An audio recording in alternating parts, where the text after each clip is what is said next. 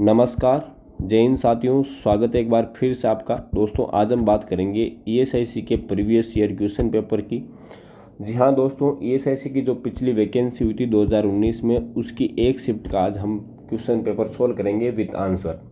तो दोस्तों, जो मेरा टारगेट रहेगा वो रहेगा कि ईएसआईसी का जो पेपर है उससे पहले जितने भी ईएसआईसी पेपर के पॉइंट ऑफ व्यू से जितने भी इम्पोर्टेंट क्वेश्चन हैं उनको आपको सॉल्व करवाना है विथ रेस्टन।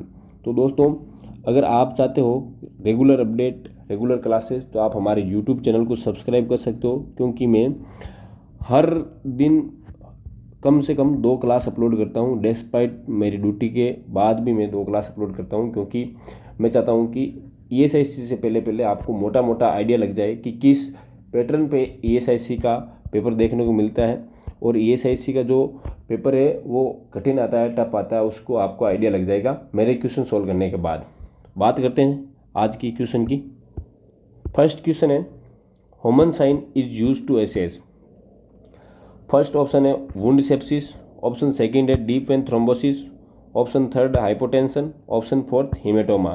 तो दोस्तों, जो ह्यूमन साइंस हमें देखने को मिलता है, ह्यूमन साइंस is specific sign in which seen in DVT में हमें देखने को मिलता है। डीप वेन थ्रोम्बोसिस में ह्यूमन साइंस देखने को मिलता है। ह्यूमन साइंस में क्या होता है कि ये काफ के अंदर टेंडरनेस, रेडनेस देखने को मिलती है, उसको हम ह्यूमन साइंस बोलते हैं। ठीक है, फिर बात करते हैं नेक्स्ट क्वेश्चन की। नेक्स्ट क्वेश्चन है, a significant predictors of foetal wellbeing is if foetal heart rate is. तो दोस्तों, ऑप्शन फर्स्ट दे रखा है 160 to 200 beats per minute, option 2 180 to 200 beats per minute, option 3 100 to 120 beats per minute, option 4 120 to 160 beat per minute.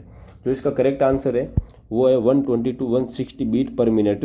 हमें normal जो foetus की है वो हार्ट रेट इतनी रहती है, वह 120 से लेके 160 के बीच हमें देखने को मिलती है। तो जो इसका करेक्ट आंसर है वो ऑप्शन 4 है। फिर बात करते हैं नेक्स्ट क्वेश्चन की। तो नेक्स्ट क्वेश्चन है, example for autosomal recessive inheritance. Autosomal recessive inheritance की डिजीज का जो एग्जाम्पल है वो कौन सा है इनमें से। तो ऑप्शन फर्स्ट है हीमोफीलिया, ऑप्शन सेकंड है सिस्टिक फाइब्रोसिस, ऑप्शन थर्ड है क्रेनियोफेशियल डिसऑर्डर, ऑप्शन फोर्थ है स्केलेटल डिसऑर्डर। तो जो इसका करेक्ट आंसर है वो है cystic fibrosis. Cystic fibrosis is a autosomal recessive disorder. ठीक है, बाकी सारे ऑटोसोमल डोमिनेंट डिसऑर्डर हैं। फिर बात करें नेक्स्ट क्वेश्चन की। तो नेक्स्ट क्वेश्चन है, complete dilation of cervix to birth of a baby is stage as. जो कंप्लीट डायलेशन ऑफ सर्विक्स है वो हमें लेबर की कौन सी स्टेज में देखने को मिलता है। तो ऑप्शन फर्स्ट है stage 3 of labour, option second है stage 2 of labour, option third है stage 1 of labour, option fourth है स्टेज 4 ऑफ लेबर। जो ऑप्शन करेक्ट ऑप्शन है वो ऑप्शन है 2। हमें स्टेज 2 में कंप्लीट डायलेशन देखने को मिलता है सर्विक्स का। ठीक है, फिर बात करते हैं नेक्स्ट क्वेश्चन की। तो नेक्स्ट क्वेश्चन आपके सामने है, the major detriments of health. तो ऑप्शन फर्स्ट है screening for disease, option second है public education and information, option third है public work, water, sanitation and housing, option fourth है एग्रीकल्चर, फूड एंड न्यूट्रिशन। जो major detriments of health है वो है screening for disease. तो इसका जो करेक्ट आंसर है वो ऑप्शन फर्स्ट है। फिर बात करते हैं नेक्स्ट क्वेश्चन की। तो नेक्स्ट क्वेश्चन आपके सामने है, the characteristic of lochia rubra is. Lochia rubra का जो कैरेक्टरिस्टिक है वो कैसा होता है। तो ऑप्शन फर्स्ट है येलो वाइट कलर का, ऑप्शन सेकंड है bloody with fleshy order, option second है pink and brown with flesh order, option fourth है फॉल ऑर्डर। जो इसका करेक्ट आंसर है वो लोचिया रूबेरा हमें देखने को मिलता है वो है bloody with fleshy order. Lochia rubra bloody with fleshy order, ये इसका कैरेक्टरिस्टिक है लोचिया रूबेरा का। फिर बात करते हैं नेक्स्ट क्वेश्चन की। तो नेक्स्ट क्वेश्चन आपके सामने है, the key instruction to be given to the patients and the care giver with epilepsy is as follow except. एक हमें इंस्ट्रक्शन देना है पेशेंट को या पेशेंट के केयर गिवर को, जो कि एपिलेप्सी के पेशेंट को केयर टेकिंग कर रहा है, उसको हमें एक इंस्ट्रक्शन देना है। ऐसा इंस्ट्रक्शन नहीं देना है जो कि एपिलेप्सी के पेशेंट को हार्मफुल हो उसके बारे में पूछ रखा है। जो एक्सेप्ट है तो एक्सेप्ट मीन्स कुछ ना कुछ मना करने की कोशिश कर रहा है ये। तो avoid alcohol and smoking hypoglycaemia, ये सेकंड ऑप्शन है। Maintain medications and seizure. Option third, take shower in bathtub. Option fourth, take medications daily. तो जो ऑप्शन इसमें जो करेक्ट ऑप्शन है वो ऑप्शन 3 है। हम उसको कभी नहीं बोलेंगे कि आप शॉवर के अंदर जब स्नान करो तो बाथ टब के अंदर करो, बाथ टब के अंदर स्नान नहीं करनी है, ये हम उसको मना करेंगे। बाकी जितने भी हैं, अवॉइड एल्कोहल, स्मोकिंग और हाइपोग्लाइसीमिया उसको बोलेंगे। Maintain medication and seizure chart वो भी बोलेंगे। साथ साथ में टेक मेडिकेशन डेली, ये उसका भी हमें बोलेंगे। लेकिन शॉवर के अंदर बात करने के लिए हम उसको प्रिवेंट करेंगे, टब के अंदर बात करने के लिए उसको प्रिवेंट करेंगे, ठीक है। फिर बात करते हैं नेक्स्ट क्वेश्चन की। तो नेक्स्ट क्वेश्चन है, potential adverse effect of surgery and anaesthesia are as follows except. Means adverse effect of surgery और एनेस्थीसिया कौन कौन से देखने को मिलेंगे। ये तो हो गया इसके इतना क्वेश्चन। इसका मतलब ये हुआ कि potential adverse effect of surgery and anaesthesia are as follows except. Except मतलब ऐसा कौन सा जो इफेक्ट है वो हमें सर्जरी का या एनेस्थीसिया का देखने को नहीं मिलेगा। इस क्वेश्चन में क्या पूछ रखा है वो मैं आपको बताना चाहता हूँ कि इसमें यह पूछ रखा है कि जो सर्जरी एनेस्थीसिया का जो पोटेंशियल एडवर्स इफेक्ट है वो हमें देखने को नहीं मिलेगा।